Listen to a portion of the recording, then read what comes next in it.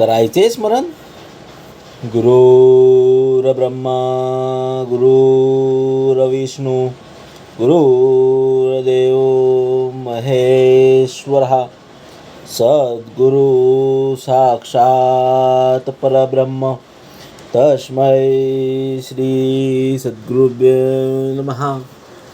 जय जय रघुवीर समर्थ. जय जय रघुवीर समर्थ. श्रीमद्दास बोध दशक 19. शिकवण नाम. समास दुसरा. विवरण निरूपण नाम. श्रीराम समर्थ. समर्थांनी दशक दुसरा विवरण. त्याच्या अगोदर आपण पाहिलं लेखन प्रक्रिया, लेखन क्रिया. आणि आता त्याचं विवरण जे आता लिहिलं आहे त्याच्या आपल्याला माहिती घ्यायची आहे, अर्थ समजून घ्यायचं आहे. समर्थाने दिलेलं आहे. मागा बोलिले लेखन भेद, आता ऐका अर्थ भेद.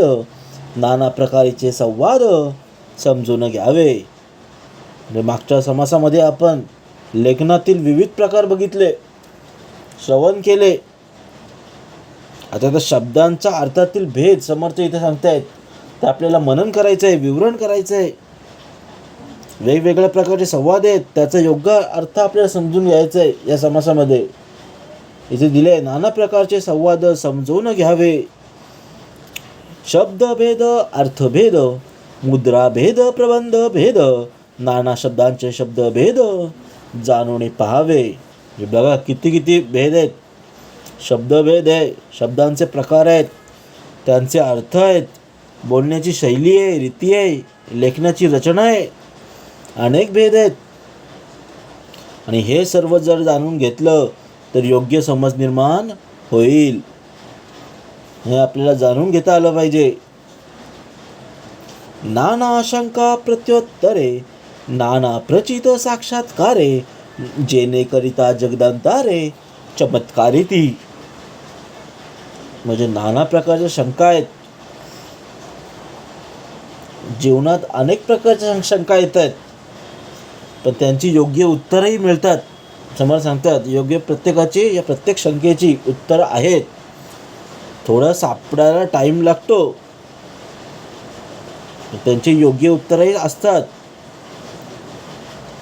फक्त अनुभव आणि प्रत्यक्ष ज्ञानामुळे मनुष्याला जगाचं खरं स्वरूप ज्ञान समजतं आणि त्या आश्चर्यकारक सत्यांचा बोध होतो. जे दिले जेणे करता जगदंतारे चमत्कारिती. चमत्कार असल्यासारखं वाटतं, साक्षात्कार झाल्यासारखं वाटतं की देवाने सर्व दिले. मग प्रत्यक्ष ज्ञान हे मनुष्याला जगाचं खरं स्वरूप दाखवतं. नाना पूर्वपक्ष सिद्धांत प्रत्य पाहावा नेमस्त, अनुमानाचे स्वस्त व्यस्त बोलूची नये.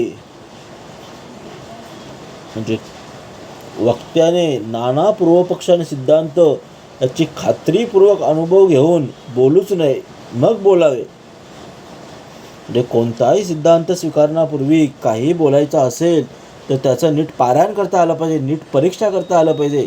आपण बोलतो, पण बोलल्यावर आपण क्षमा मागतो, आपल्याला वाईट वाटतं. म्हणून त्या बोलण्याच्या अगोदर आपल्याला विचार करायचा आहे. केवळ अंदाज किंवा अपूर्ण माहितीच्या आधारावर बोलू नये. जे जे आपणासी ठावे तेथे इतरांची सांगावे, सकळ शहाणे करून सोडावे सकळ जन. पण त्यासाठी आपल्याला अगोदर माहिती पाहिजे, तेव्हाच आपण सांगू शकतो.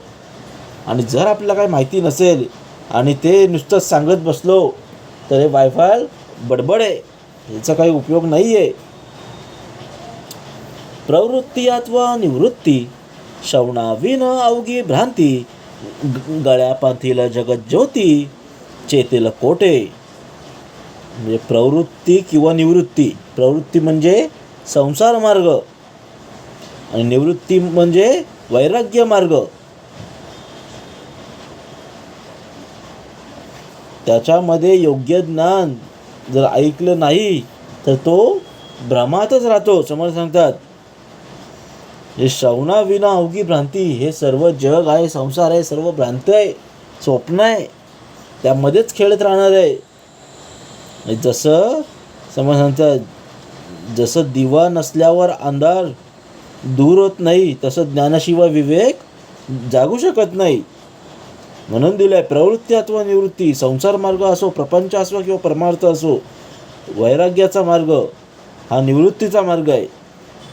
म्हणून योग्य ज्ञान पाहिजे, ज्ञानाशिवाय विवेक जागू शकत नाही. हेतू समजून उत्तर देणे, दुसऱ्यांचे जीवीचे समजणे, मुख्य चातुर्याची लक्षणे ते हे ऐसे.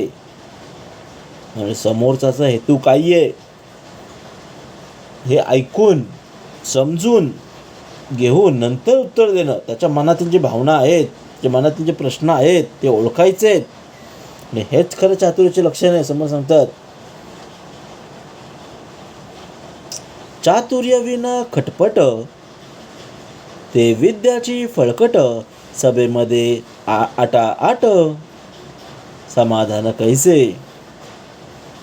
म्हणजे चातुर्यविना खटपट, ते चातुर्य आणि विवेक नसतील तर कितीही प्रयत्न केला तरी त्याचा काही उपयोग होत नाही. ज्ञान जर असेल आणि ते योग्य वेळी योग्य रीतीने जर कुठं वापरलं आलं नसेल तर त्या सभेत मान मिळत नाही आणि कित्येक प्रश्नांचे समाधान सुद्धा होत नाही. म्हणजे आपल्याला ज्ञानाने, योग्य ज्ञानाने विचार करून बोलता आलं पाहिजे. ज्ञाना इतकंच त्याचा योग्य उपयोग करण्याचं कौशल्य महत्त्वाचं आहे. बहुत बोलणे ऐकावे, ते मौनाची धरावे, अल्पचिन्हे समजावावे, जगदांतर. समर्थ सांगतात, बहुत बोलणे ऐकावे, समोरच्याचं पहिलं ऐकून घ्या, भरपूर ऐकून घ्या.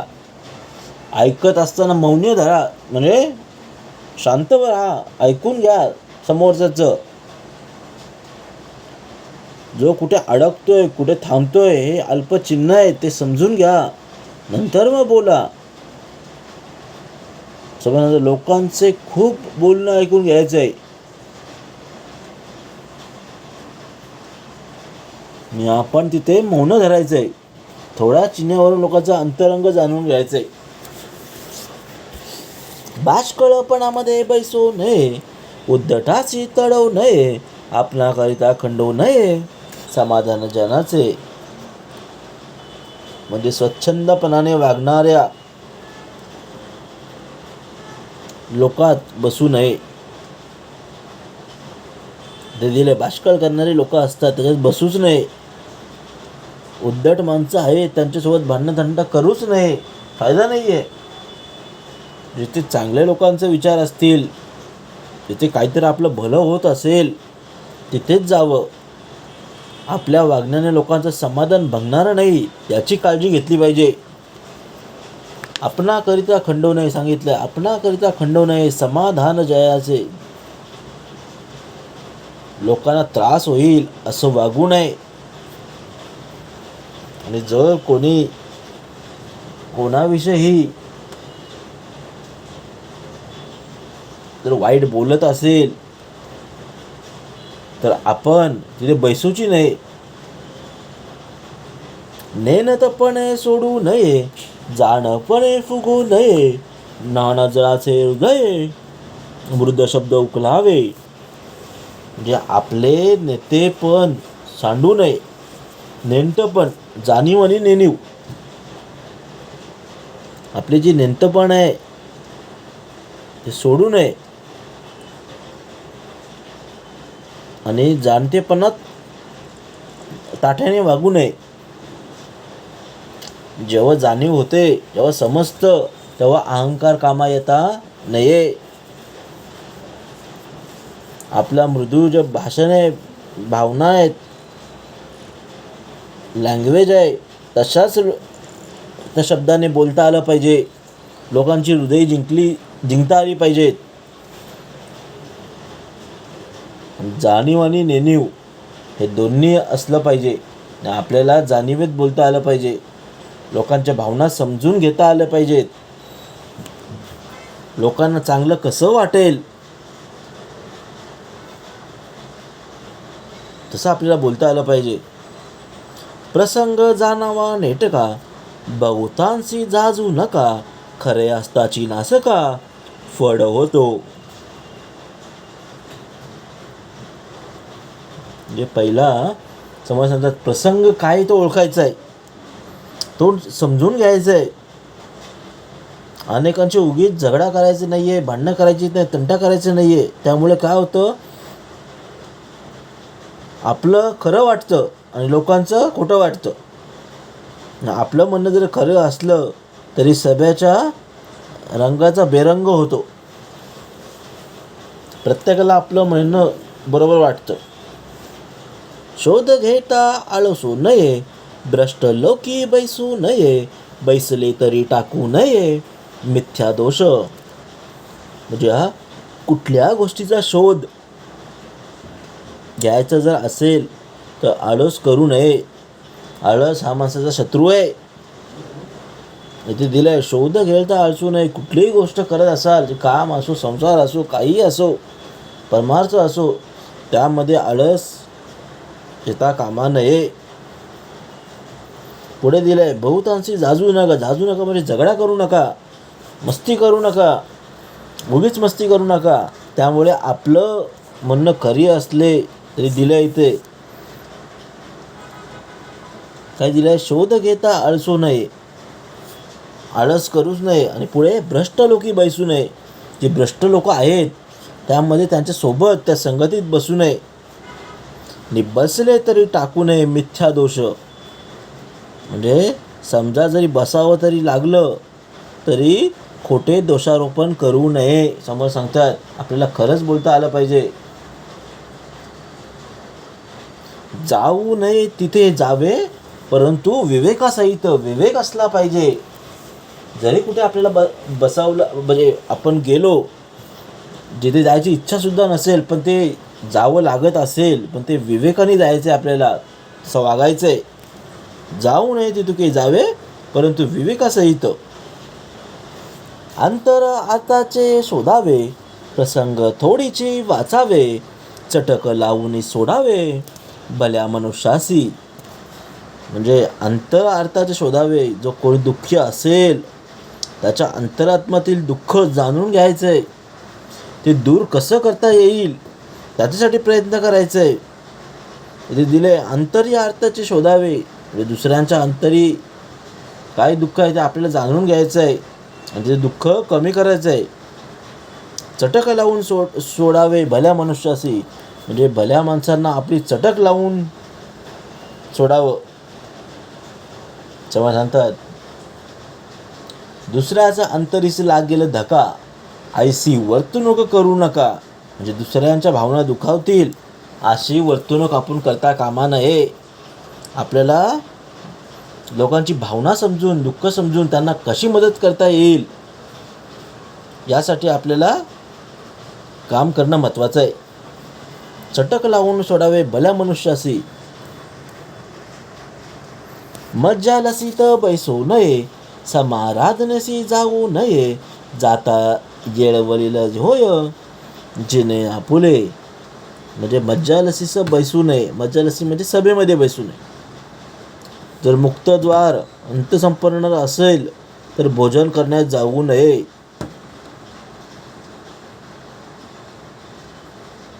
त्याचे भोजन करण्यास जाऊ नये. गेलो तर आपले जिने ओशाळवानं होतं. समोर सांगतात, जेते येळविलील होय, जिने आपुले.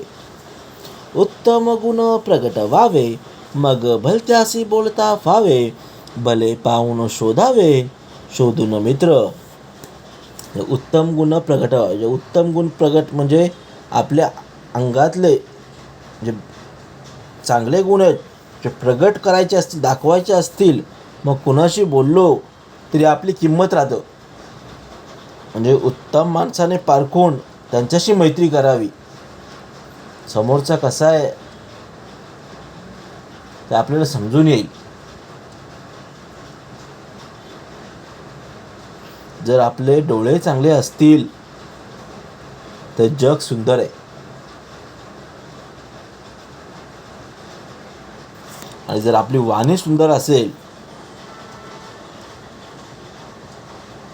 तर जग आपल्याला चांगलं म्हणेल. म्हणून कोणाशी काही बोललो तरी आपली किंमत राहता आली पाहिजे. उपासनासारखे बोलावे, सर्व जनासी तोषवावे, सगट बरेपणे राखावे, कोणी एकासी. उपासनेसारखे बोलावे, जसं निरूपण करतात, जेवण करतात तसं बोलायचं आहे. उपासनेला साजर असं बोलायचं आहे. वायफल जे चर्चा आहेत ते नाही पाहिजेत. सर्व लोकांना संतुष्ट करायचं आहे. समजा सर्व लोकांना चांगलं वाटेल, काहीतरी घेण्यासारखं वाटेल तसं बोलायचं आहे. सरसकट सर्व लोकांशी चांगले संबंध राखावेत. समज म्हणतात हा आहे सगट बरेपणे राखावे, कोणी एकासी. जो कोणी प्राणी मात्र असेल, मनुष्य असेल, त्यांच्याशी सर्वांशी आपल्याला चांगलं वागता आलं पाहिजे.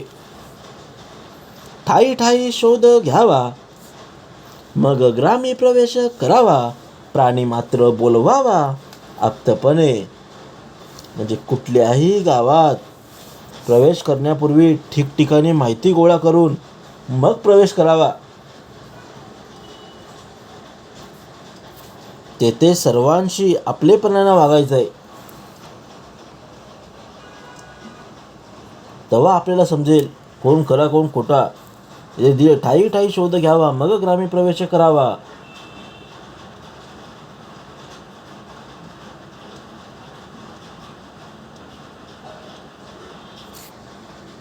प्राणी मात्र बोलवावा आप्तपणे. उंच नीच म्हणू नये, सकळांचे निववावे हृदय, अस्तमानी जाऊ नये कोठेतरी. म्हणजे त्यात उंच नीच भेदभाव करू नये, कुठलाच भेदभाव ठेवू नये. उच्च नीच, श्रीमंत गरीब, काळा गोरा काहीच भेद करू नये. सकळांचे निववावे हृदय, म्हणजे दुसऱ्यांचं हृदय जिंकता आलं पाहिजे. आपल्या बोलण्याने, आपल्या वागण्याने सर्वांचं हृदय निवळलं पाहिजे. आणि सूर्यास्तानंतर उगीच भलतीकडे जाऊ नये, अस्तमाने जाऊ नये कोठेतरी. जर आपण परमार्थाच्या गोष्टी करत असू, सकाळी जर परमार्थाच्या गोष्टी करत असू आणि संध्याकाळी सूर्यास्तानंतर जर ही पावलं बाहेरच्या दिशेने जात असतील तर ते फायदा नाही आहे. समज सांगतात अस्तमाने जाऊ नये कोठेतरी. संध्याकाळ झाली तर आपल्याला घरीच जायचं आहे, नामस्मरण करायचं आहे.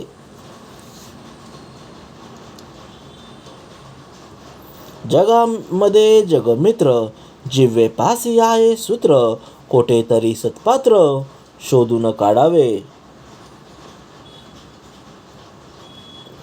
म्हणजे जगात सर्वांशी मैत्री करायची असेल तर त्याचे सूत्र आपल्या जिव्हेपाशी आहे.